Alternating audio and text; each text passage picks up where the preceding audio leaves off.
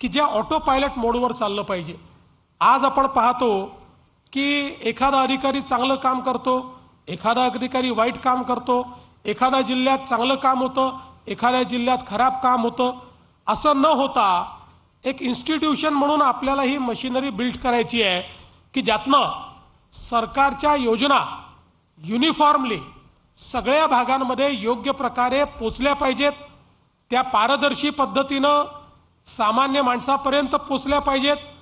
आणि याच दृष्टीनं आपण हे सगळं काम सुरू केलेलं आहे। आणि मी हे देखील आपल्याला सांगू इच्छितो की आता आपण लॉंग टर्मचा विचार करतो, म्हणजे तात्कालिक जे विषय आहेत त्याच्यावर तर काम चाललेलंच आहे, पण एक लॉंग टर्म विजन हे आता आपण या ठिकाणी मांडलेलं आहे। आपल्याला माहिती आहे की आज शेती क्षेत्रामध्ये मागच्या काळामध्ये विशेषतः विदर्भामध्ये आपण मोदीजींच्या सरकारकडनं बळीराजा योजना या ठिकाणी आणली आणि या बळीराजा योजनेमुळे जवळपास 20 वर्ष विदर्भातले जे 89 प्रकल्प अर्धवट होते किंवा नुसती घोषणा झाली होती, सुरू झाले नव्हते, असे 89 सिंचनाचे प्रकल्प आपण जवळपास पूर्ण केले किंवा पूर्णत्वास आणले आहेत। पुढच्या 4-6 महिन्यात ते पूर्ण होतील। यासोबत मोठे प्रकल्प आपले गोसीखुर्द सारखा प्रकल्प असेल किंवा इतर मोठे प्रकल्प असतील, याचंही काम अत्यंत वेगाने आपण केलं। आपण जर बघितलं असेल तर जवळपास केंद्र सरकार आणि राज्य सरकारच्या माध्यमातून आपण 30 ते 40 हजार कोटी रुपयाची गुंतवणूक या ठिकाणी केली आणि त्यातनं मोठ्या प्रमाणात सिंचनाच्या सोयी या आपल्याकडे उभ्या झाल्या पाहिजेत अशा प्रकारचा प्रयत्न केला। खरं म्हणजे मध्यंतरी 2.5 वर्ष जर हे सरकार या ठिकाणी दुसरं महाविकास आघाडीचं स्थगिती सरकार नसतं तर यातले अनेक प्रोजेक्ट्स हे आपले पूर्ण झाले असते। आणि आता त्याच्याही पलीकडे आपण चाललो आहोत। आपल्याला माहिती आहे की आता आपण या ठिकाणी वैनगंगा नळगंगा सारखा प्रोजेक्ट घेतलेला आहे। या बावनकुळे साहेब,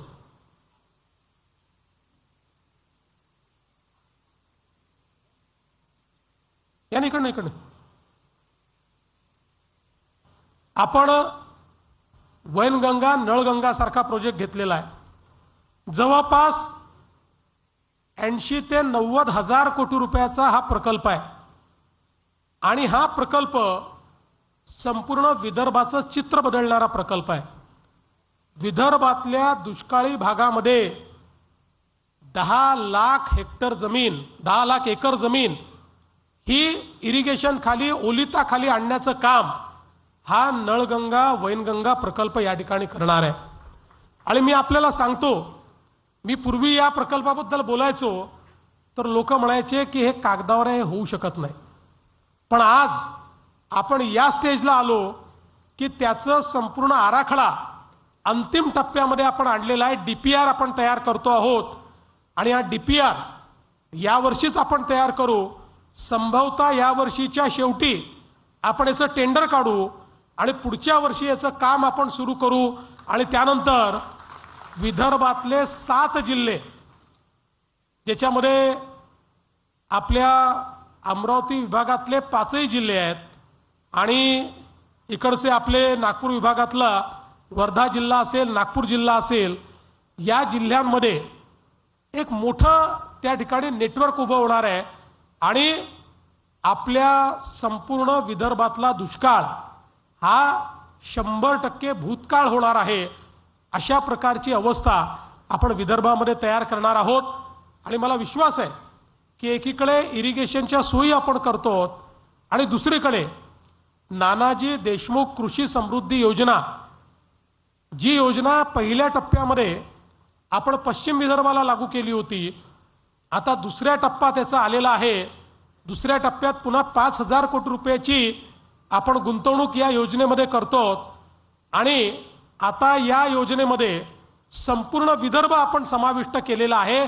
विदर्भातल्या 11ही जिल्ह्यांमध्ये नानाजी देशमुख कृषी समृद्धी योजना आपण चालवणार आहोत आणि त्यातली जी निवडलेली गावं आहेत या गावांमध्ये एंड टू एंड अशा प्रकारचं सर्व प्रकारचे जे काही आपले इंटरव्हेन्शन्स आहेत, मग त्याकरता आपल्याला ड्रिप इरिगेशनची योजना असेल, शेततळ्याची योजना असेल, विहिरीची असेल, त्याच्यावर यांत्रिकीकरणाची योजना असेल किंवा मार्केट लिंकेजची योजना असेल, सगळ्या गोष्टी एका गावात गेल्यानंतर त्या गावामध्ये लाभार्थ्यांचा इष्टांक नाही आहे.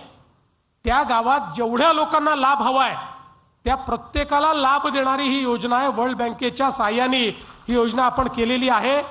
कारण शेती क्षेत्रातली गुंतवणूक वाढवल्याशिवाय शेती फायद्याची होणार नाही हे अनेक वर्ष आपण ऐकतोय.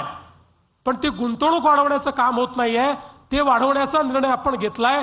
एकीकडे ही योजना आपण केली आहे आणि दुसरीकडे मगाशी रणधीर भाऊ सांगत होते त्या पद्धतीनं जवळपास दरवर्षी 5,000 कोटी रुपये अतिरिक्त गुंतवणूक ही शेती क्षेत्रामध्ये करायचा निर्णय आपण घेतलाय. 25,000 कोटी रुपये हे गुंतवणुकीच्या माध्यमातून. आतापर्यंत आपल्याला माहिती आहे की शेतीच्या क्षेत्रात दुष्काळ आला तर मदत कर, अतिवृष्टी झाली तर मदत कर, दुबार पेरणी आली तर मदत कर. या मदतीने म्हणजे ही आवश्यकच आहे, पण या मदतीने शेतकऱ्याची तात्कालिक काहीतरी व्यवस्था होते. पण शेतकऱ्यांचं भाग्य बदलू शकत नाही. भाग्य बदलायचं असेल तर शेती क्षेत्र हे गुंतवणुकीचं क्षेत्र झालं पाहिजे. आणि म्हणून मोठ्या प्रमाणात ही गुंतवणूक शेतीच्या क्षेत्रामध्ये आपण सुरू केलेली आहे. आणि मला विश्वास आहे की यातनं एक मोठं ट्रान्सफॉर्मेशन हे आपल्याला या ठिकाणी पाहायला मिळेल. आणि एवढंच नाही तर ग्रामीण विकासाच्या क्षेत्रातही मोठ्या प्रमाणात आपण काम चालू केलं आहे. आता अलीकडच्या काळामध्ये सर्वात जास्त मागणी जर कुठल्या गोष्टीची असेल तर ती शेत रस्त्यांची मागणी आहे. पांदन रस्ते हे सगळीकडे मागितले जातात. आणि म्हणून आपण हा निर्णय केला की या 5 वर्षामध्ये एकही पांदन रस्ता सोडायचा नाही. 100% पांदन रस्ते आपल्याला बनवायचे आहेत. आपण बावनकुळे साहेबांच्या नेतृत्वात एक समिती तयार केलेली आहे, ज्या समितीचा लवकरच अहवाल येईल. आणि या समितीच्या अहवालाच्या आधारावर आपल्या 100% पांदन रस्ते आता आपण त्याचं अतिक्रमण मोकळं करणं सुरू केलेलं आहे, त्याचं आयडेंटिफिकेशन केलेलं आहे, त्याचं मार्किंग केलेलं आहे. आणि 100% हे पांदन रस्ते चांगल्या क्वालिटीचे पांदन रस्ते हे तयार करण्याचा निर्णय आपण घेतलेला आहे. एवढंच नाही तर आपण हाही निर्णय घेतलेला आहे की 1000 लोकसंख्येचे जे गावं असतील त्या प्रत्येक गावापर्यंत जो प्रमुख रस्ता आहे, जिल्ह्याचा जो प्रमुख रस्ता आहे किंवा जिल्ह्याचं जे मुख्यालय इथनं जाणारा रस्ता आहे, 1000 लोकसंख्येपर्यंतच्या प्रत्येक गावापर्यंत सिमेंट कॉन्क्रीटचा पक्का रस्ता आपण त्या ठिकाणी घेऊन जाणार आहोत. आणि याकरता 18,000 कोटी रुपयाची योजना ही आपण सादर केली आहे. ती आपण वर्ल्ड बँक आणि एशियन डेव्हलपमेंट बँक या दोघांकडनं आपण मंजूर करतोय. परवा मी त्या संदर्भात दिल्लीमध्ये एक बैठक देखील केली आणि